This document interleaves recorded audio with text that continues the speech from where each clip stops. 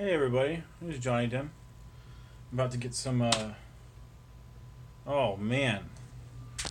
My computer's telling me I don't know my password.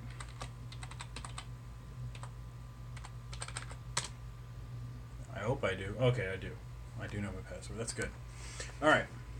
Sorry for the shaky camera. So, I've had quite a day. Um, Aside from the regular working and stuff, I spent way too much time on social media on the interwebs, um, arguing with people.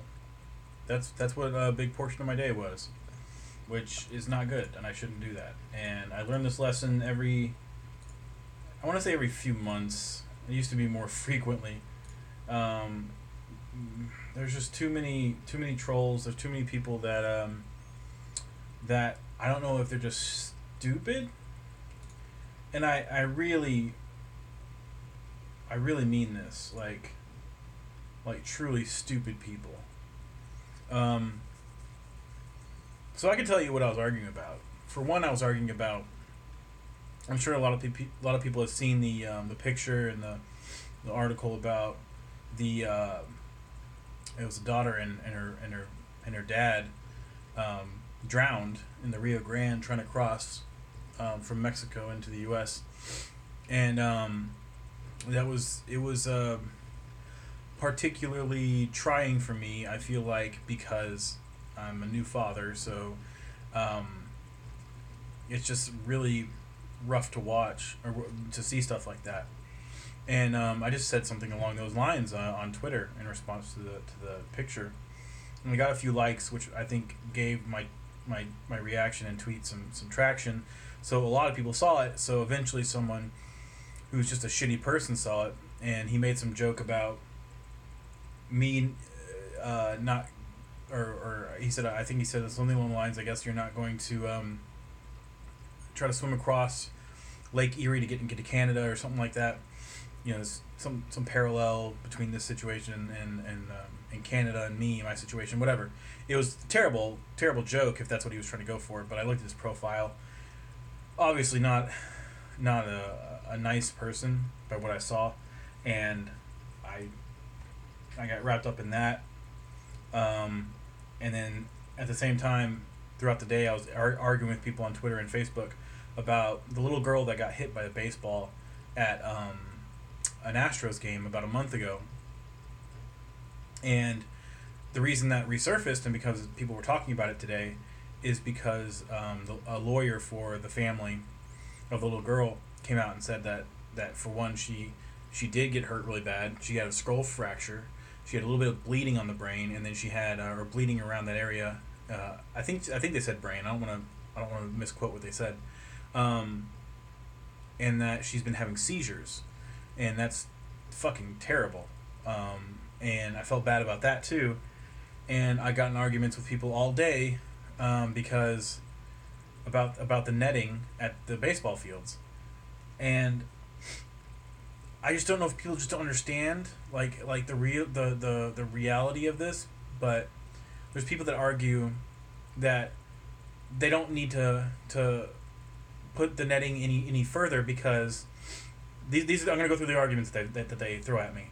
They don't need to extend the netting anymore because it's already at the required length that it's supposed to be by the league. By the league, the league mandates that it has to be so far because a couple years ago, a lot of people were getting hit with balls back then too, and people were getting hurt. There's a woman that actually died, an older lady. She died by getting hit in the head with a ball.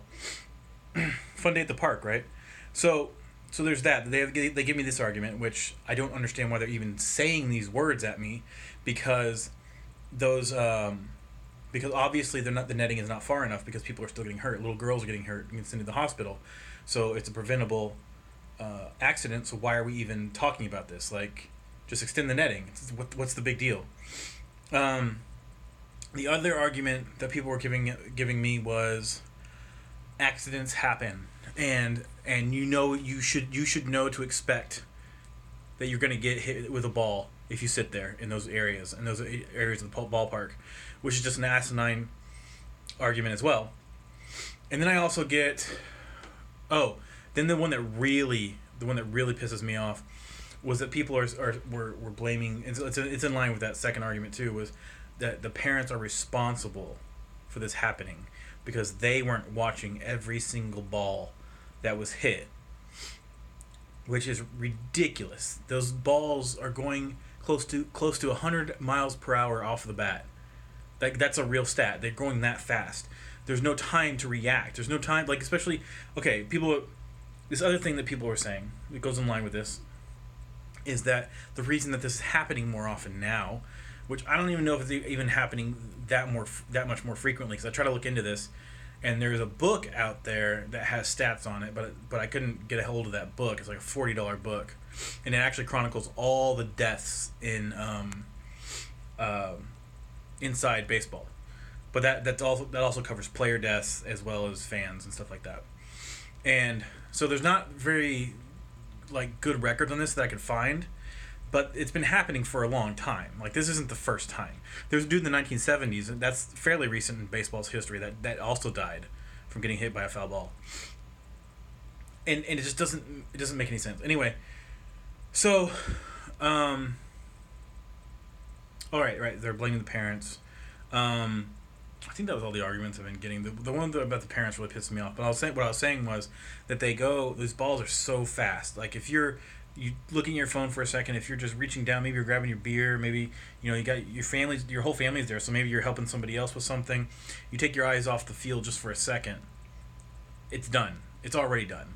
It doesn't take that long. It takes less than if I would guess probably less than 2 seconds, and you're not going to look at every single ball that's hit. I mean, there's how many balls are hit in a game? I mean, at the very least, well, I guess there's not a minimum, because you can. But if even if this, let's say at an Astros game, it's not crazy. The score would be 10-3, so at least 13 balls were hit, and you can in most games the number of foul balls far exceeds the number of hits, so you can just speculate. It's a large window of how many foul balls, but I wouldn't. I mean, 30, 40, 50, it could be quite a few. So to tell someone that basically they're responsible and it's their fault that their child got hit by a foul ball is absolutely ludicrous. Nobody sits anywhere in a ballpark and expects that to happen. Expects to get a line drive. It's the line drive foul balls that are the problem. A foul ball that goes up over behind the backstop, everyone can see it, and it's not moving at such velocity that people can't either get out of the way or try to catch it. A line drive is going so fast, even if you try to catch that ball, it's going to hurt your hand. You're going to suffer an injury no matter what. And there was an article I looked up, and there's a ton of injuries over the you can't even imagine how many injuries there's been over the course of baseball's history. We've got the netting now.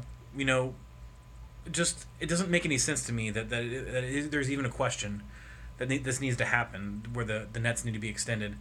Some people are saying they need to be extended all the way to the foul pole, which makes some sense. I mean, that does make some sense. It'd be easier to tie them off that way. And the problem, I think, what people are freaking out about is, for one, they don't like change. They think, and baseball is one of those sports that is stubborn. They won't go to. We've got the technology to better call strikes and balls, but they won't replace umpires with machines or computers. That's going to happen eventually. Baseball is incredibly stubborn. It's gotten to the point with baseball, like, certain umpires are known to be terrible. And there's one guy named Angel. I don't know if you pronounce it Angel or Angel Hernandez, but that guy is known for being just a terrible umpire. That alone should tell you something. Like, there's a couple refs in basketball that are like that. Basketball is a hard game to ref, but when you're known in baseball as being a terrible umpire, I mean, that's a problem. We shouldn't have close calls like this. We shouldn't have calls that are so clearly wrong. And they're just human error. And we have the technology to fix it. We have the netting to fix the risk that people have of getting hit by baseballs. We need to take advantage of all the technology and everything that we have available to us, all the tools, and just stop Stop being stupid about it. Stop being stubborn. You know, we need to progress and get better as a society. One of the ways we do that is we don't let other humans suffer preventable accidents. Like, that's just stupid. Like, this doesn't fly in other things.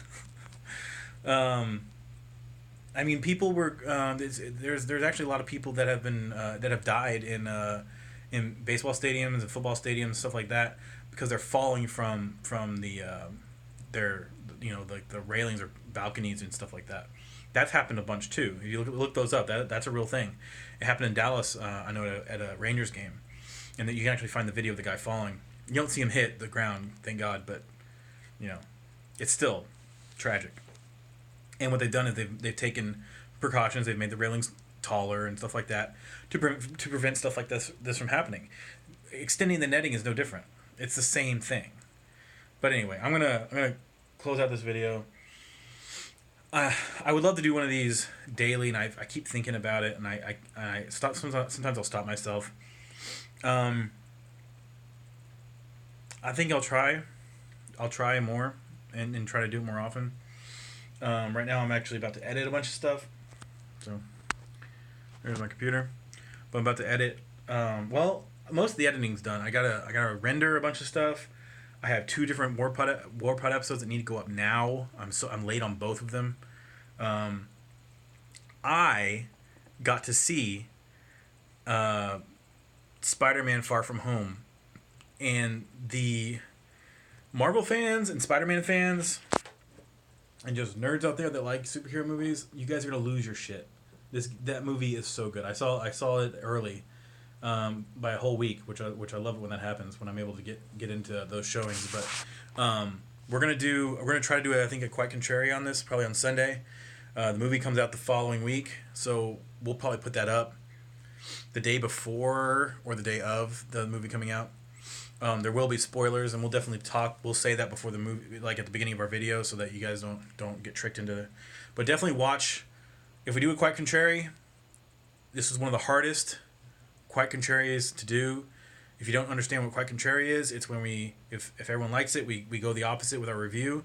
So this has got to be a negative review, because this movie is incredible. It really is. It's the best Spider-Man movie I've ever seen. It's probably in the top 5 superhero movies I've ever seen. It's a very good movie. There was 3 or 4 times that the entire audience just erupted with applause. A lot of good funny parts too. But anyway, we'll get into it hopefully with the Quite Contrary, and we'll definitely talk about it on the War Pod. The War Pod would probably just be me convincing Zach that it's a good movie. He probably won't believe me. But no, it was an absolutely incredible movie. I can't say enough good things about it. I was surprised at how much I liked it, to be honest. Tom Holland has really found his own as far as this character. He's really, I mean, he blew us away in the not Endgame, but Infinity War with his performance there when he faded off in front of Tony Stark. I don't know. I can't be. I think part of it was also, I'm just surprised because I expected a period of time, a certain, like maybe 6 months, a year, for there to be kind of a silence after Endgame, kind of like almost like a moment of silence, a calm. Not calm before the storm. That doesn't. Well, I guess it would be calm before the storms, in between storms. So let that kind of fade away, and then let them figure out what they're going to do with the X-Men now that they own those properties. Give them a year off and see how that goes, but and not try to do anything too crazy. But they're not pulling any punches. It's like, seriously, this movie. All right, I'm gonna stop gushing about it. I'm gonna end this video. It's long enough at this point, but yeah, check out the go over to the Warlocks Entertainment System YouTube. We're gonna do stuff there. I'm really hoping we can bring back Quite Contrary. We haven't done a Quite Contrary video in a while, so the Quite Contrary is its own YouTube channel. All of this stuff is under the Warlocks Entertainment System umbrella. Zach keeps talking about how he's going to do a Zach and Animus video, and that's under the Warlocks Entertainment System umbrella as well. But thanks for watching this video. If you actually made it to the end, you guys are awesome. I'm going to do T-shirt Tuesday again. I'm bringing it back. We're gonna. I'm trying, and part of the reason I got roped into all that Twitter and Facebook stuff is I'm trying to be more proactive about being on and front facing and engaging on social media for our channels, but sometimes backfires. So anyway, I'll stop rambling. Have a good weekend. Have a good July 4th. Be cool. Word.